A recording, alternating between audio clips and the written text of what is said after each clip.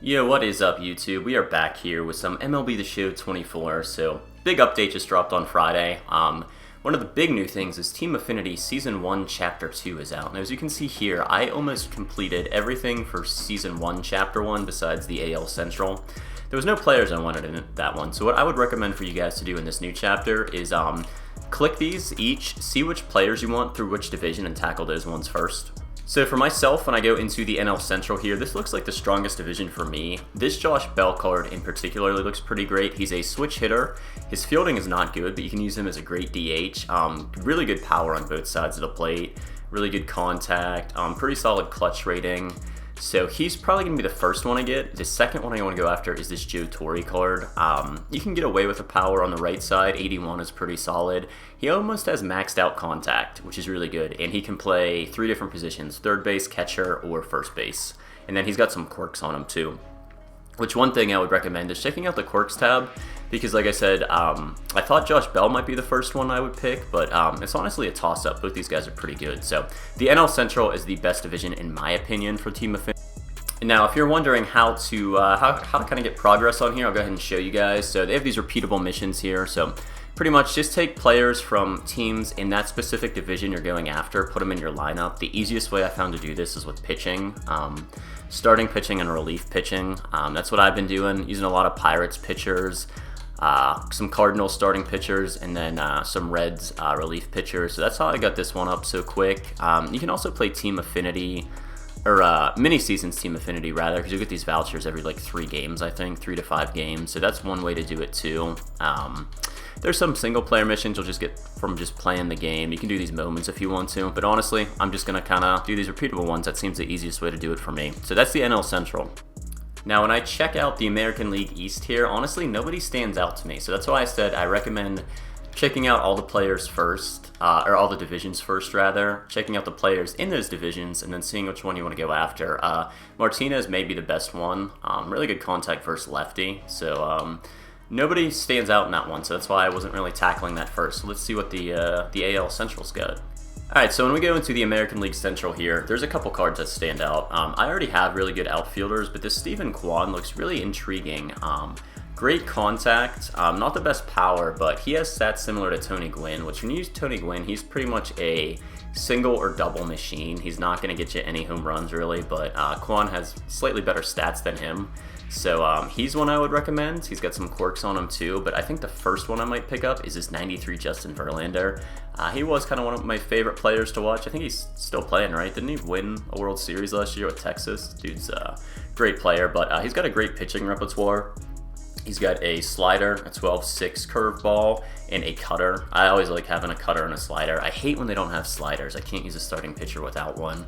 So I'm going to tackle him, and then, yeah, let's go ahead and check out these other divisions here too. Alright, so when we go into the American League East, the first card that's going to stand out to me is this J.P. Richard. He's a really good pitcher, slider, 4-2 seam, and a cutter, so enough pitches to get away with. Pretty solid pitching clutch. Hits per 9 is 110, which is going to kind of be the PCI size of the batter you're facing. The higher hits per 9, the smaller their PCI is. Got outlier too, so his 2-seamer and his 4-seamer are going to exceed 99 and 97 mile per hour velocity. Oh, they put that on the cutter too, which is nice. So he's really good. Tim Salmon's another card that's been in these games for a few years. Great power on Salmon. Not the best speed, but you can get away with it. I've played Mookie in the field, and he's got the same speed. So Salmon's a good player. Mitch Garver is a great catcher, especially if you guys haven't unlocked a Mike Napoli yet. Great power on both sides of the plate, really good contact, really good vision, and he can also play first base as a secondary position, which is nice too. And then Daniel Vogelbach has been in a lot of games. He can't hit at all against lefties, apparently. 56 contact, but he's probably a really good bench bat. That 116 power is going to come in handy, 125 discipline, so if you check swing, like you're not gonna get called strikeouts most of the time, which is nice. I always hate when I like tap the A button. I'm like, dude, I pulled off of that, and it's like, no, you swung, and it's like, I did not. The guy just has horrible discipline. So American League West, solid one, but not the, like I said, probably like the 3rd division I'll tackle.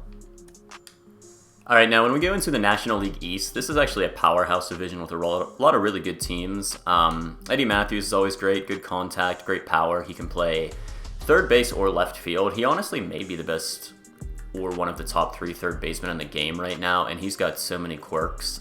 He may be number 1 I take in this pack. The other guy I saw is this guy Acuna, who's got monster speed, stealing base running aggressiveness, good contact, not the best power, but he can play a lot of positions too, shortstop, second, or center field. So I actually probably could use him as a nice second baseman. This guy Joey Menez, pretty solid.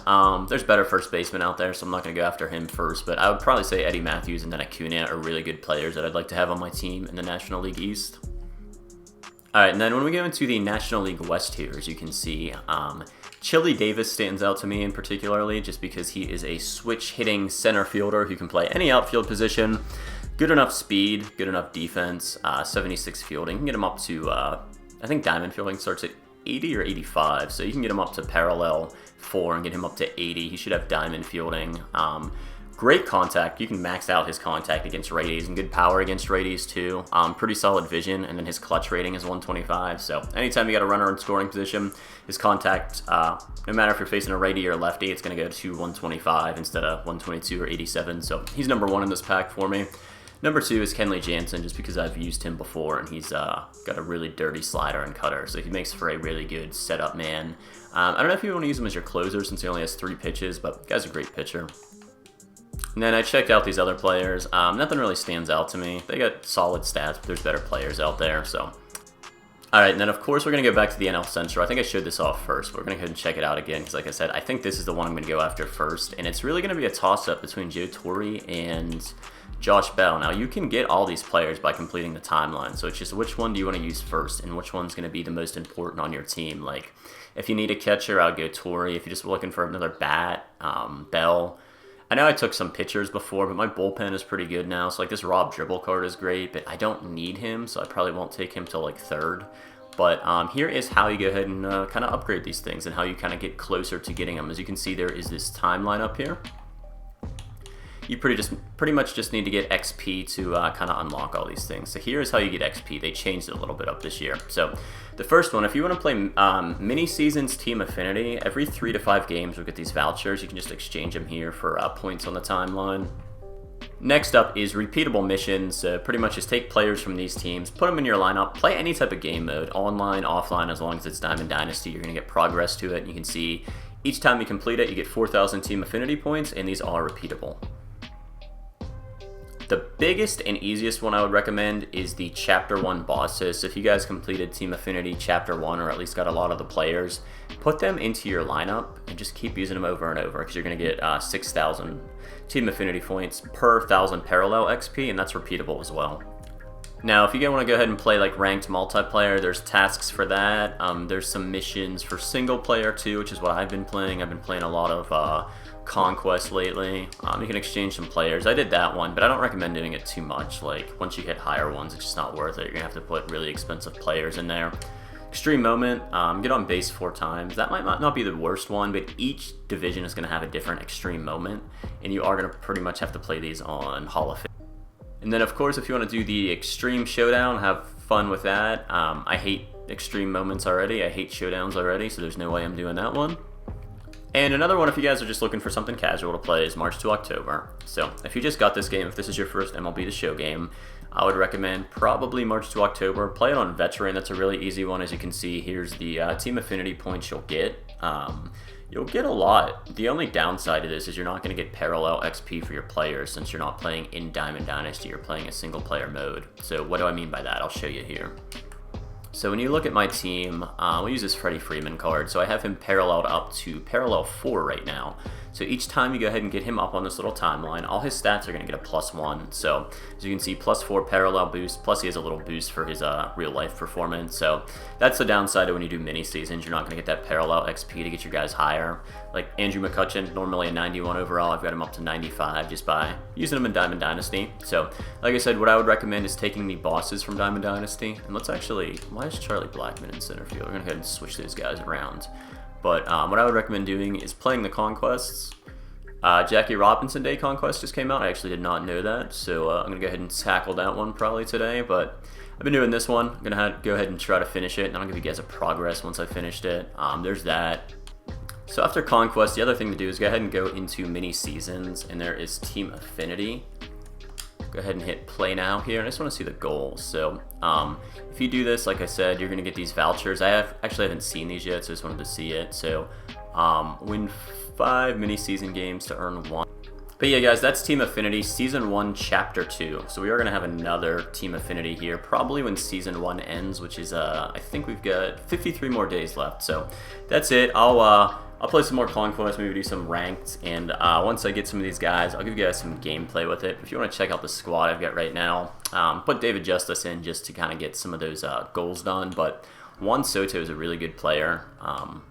He actually might be one of the better hitters in the game. Freddie Freeman's a monster. Plug these guys in just because I was trying to do some challenges and programs with him. This guy's actually a really good player, this Colt Keith. He's got monster contact and hitting. He's slightly better than the free Alfonso Soriano card you get, so I have him on there. David Wright's still a monster. I wish he had slightly better power, but that clutch rating is just so good. Charlie Blackmon's a beast. And then I finished the Dodgers collectible so I could unlock this Mike Piazza card, and he's honestly one of the better hitters in the game. I'm about to get Napoli, which will kind of suck because I'm gonna have to, I'll probably DH one of these two guys, Piazza or Napoli, because they're both monsters.